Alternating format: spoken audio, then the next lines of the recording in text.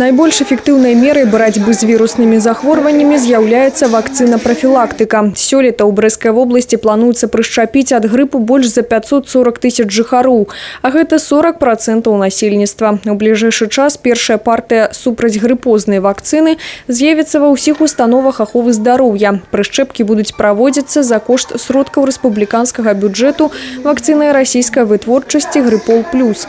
На платнай аснове будуць даступны вакцыны французскай і галандскай вытворчасці. У першую чаргу імунізацыя рэкамендавана людзям з груп рызыкі. Дарэчы, у састаў супрацьгрыпозных вакцын унесены змены.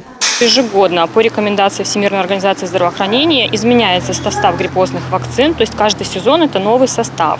В этом году изменился он кардинально, то есть все 3 новых штамма включены в состав противогриппозной вакцины, а 4-валентная вакцина, там входит 4 штамма против гриппа. В прошлом году у нас почти не регистрировалась вообще заболеваемость гриппом, поэтому в этом году мы ожидаем все-таки достаточно такого значительного вклада этого вируса в заболеваемость.